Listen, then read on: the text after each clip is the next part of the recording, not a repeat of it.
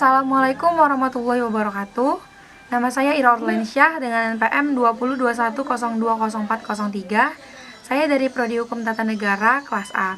Di sini saya akan menyimpulkan beberapa materi yang telah disampaikan oleh Bapak Irfan, yaitu dosen pengampu fikih ibadah di kampus UIN Raden Intan Lampung. Langsung aja ke materi yang pertama. Di sini saya akan menjelaskan mengenai tayamum. Nah, tayamum ini secara bahasa atau etimologi artinya itu adalah menyengaja.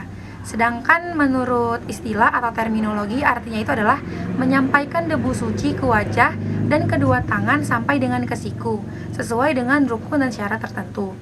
Tayamum ini sendiri adalah pengganti dari taharoh ketika seseorang tidak dapat mandi ataupun tidak dapat wudu ketika sedang dalam keadaan uzur. Baik seseorang itu tidak dapat mandi karena dalam keadaan sakit, ataupun orang itu sedang dalam perjalanan jauh, ataupun ingin hendak mandi tapi tidak ada air. Sekalipun ada air sedikit tetapi untuk dipakai untuk minum hewan, sekalipun anjing. Nah, tayamum ini diperbolehkan apabila syaratnya sudah terpenuhi. Seperti yang pertama itu menggunakan tanah yang suci dan berdebu. Lalu yang kedua itu sudah memasuki waktu sholat.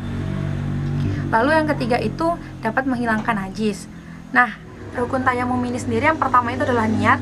Yang kedua mengusap muka atau wajah dan kedua tangan sampai dengan ke sikut menggunakan debu yang suci, lalu tertib. Lalu ada hal-hal yang membatalkan tayamum. Nah, hal-hal yang membatalkan tayamum ini sama dengan hal-hal yang membatalkan wudu.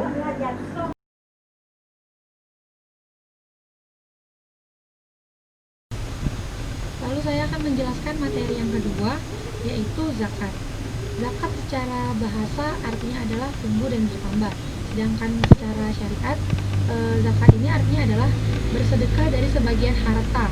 Nah, sebab dengan mengeluarkan zakat, pelakunya itu akan mendapatkan kedudukan tinggi di sisi Allah dan menjadi orang yang suci serta disucikan. Seperti yang kita tahu bahwa zakat ini merupakan rukun Islam yang keempat. Nah, ada 8 golongan orang yang berhak menerima zakat. Yang pertama itu adalah fakir. Fakir itu adalah orang yang hanya memiliki sedikit harta. Nah, orang ini tidak memiliki penghasilan sehingga jarang bisa memenuhi kebutuhan sehari-hari dengan baik. Lalu ada miskin. Nah, miskin ini di atas dari fakir. Lalu setelah itu ada amil. Amil ini adalah orang yang mengurus zakat atau yang bisa kita kenal dengan panitia zakat. Lalu di sini ada mu'alaf. Mu'alaf itu adalah orang yang baru masuk Islam. Lalu ada rikab atau memerdekakan budak. Lalu ada harim, yaitu orang yang memiliki hutang. Lalu ada fisabilillah. Fisabilillah itu adalah orang yang berjalan di jalan Allah. Nah, kita mahasiswa atau mahasiswi pun bisa dikatakan fisabilillah karena kita menuntut ilmu di jalan Allah. Lalu ada ibnu sabil. Ibnu sabil ini disebut juga sebagai musafir atau orang-orang yang sedang melakukan perjalanan jauh, termasuk pekerja ataupun pelajar di tanah perantauan. Zakat ini dibagi menjadi dua, yaitu zakat harta atau yang biasa kita kenal dengan zakat mal dan zakat fitrah. Saya akan menjelaskan zakat mal atau zakat harta terlebih dahulu. Jadi zakat mal itu adalah zakat yang harus dikeluarkan oleh setiap umat muslim terhadap harta yang dimilikinya, yang telah memenuhi syarat haul dan nisabnya.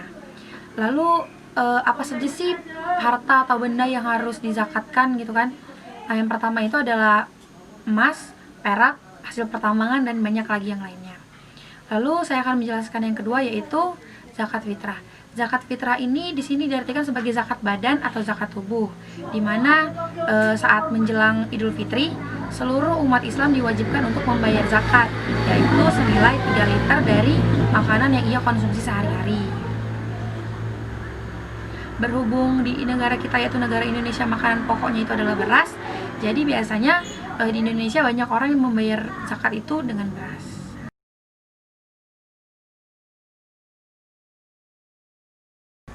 Lalu saya akan menjelaskan materi yang ketiga atau menyimpulkan materi yang ketiga, yaitu imsak. Nah, seperti yang kita tahu bahwa imsak itu berhubungan dengan puasa, maksudnya ada hubungannya dengan puasa. Nah, di dalam puasa ini kan ada berbuka, lalu sahur, lalu imsak. Di sini saya akan fokus menjelaskan imsaknya saja. Nah, sebelum saya menjelaskan imsaknya, kita terlebih dahulu harus mengetahui pengertian dari puasanya. Puasa ini adalah menahan diri dari terbitnya fajar sampai tenggelamnya atau terbenamnya matahari. Dari pengertian itu, kita berarti bisa mengambil kesimpulan kalau imsak ini adalah lampu kuning. Maksudnya itu adalah peringatan bahwa akan berakhirnya waktu sahur. Nah, tapi bukan berarti waktu saat imsak diharamkan untuk makan dan minum. Justru dengan imsak, orang bisa memperkira atau mengira-ngira gitu berapa menit lagi mereka akan menyelesaikan makan dan minumnya itu. Secara istilah, imsak ini adalah waktu di mana umat Islam yang sedang makan harus menghentikan aktivitas makan dan minumnya dan menahan segala sesuatu yang membatalkan puasa. Biasanya waktu imsak ini adalah sekitar 10 sampai dengan 15 menit sebelum masuk waktu sholat subuh atau sebelum terbitnya fajar shodiq.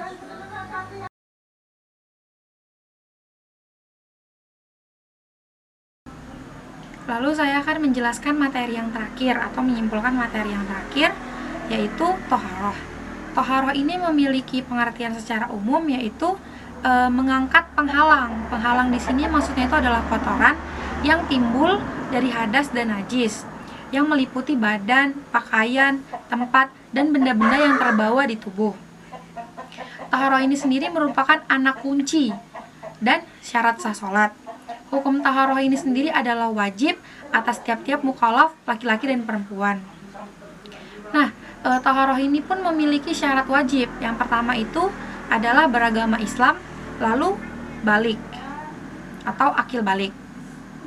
Lalu selain syarat, sarana yang digunakan untuk taharoh ini yang pertama adalah air suci, lalu yang kedua adalah tanah atau debu serta benda-benda yang lain atau yang diperbolehkan. Yang pertama itu adalah air. Air digunakan untuk mandi dan wudhu. Lalu ada debu dan tanah. Debu dan tanah ini digunakan untuk bertayamum jika tidak ditemukan air. Lalu ada sedangkan benda batu, kertas, tisu itu dapat digunakan untuk melakukan istinja. Taharoh ini memiliki beberapa fungsi. Yang pertama itu membiasakan hidup bersih dan hidup sehat sebagaimana yang telah diperintahkan oleh agama kita. Nah, taharoh ini juga merupakan sarana berkomunikasi dengan Allah. Manfaat taharoh ini dalam kehidupan sehari-hari yaitu membersihkan badan, pakaian, dan tempat-tempat dari hadas dan najis ketika hendak melakukan suatu ibadah. Sekian dari penjelasan saya mengenai beberapa materi tadi, yaitu tayamum, zakat, imsak, dan toharoh. Semoga bermanfaat, dan saya mohon maaf apabila ada kekurangan ataupun kesalahan kata. Saya akhiri. Wassalamualaikum warahmatullahi wabarakatuh.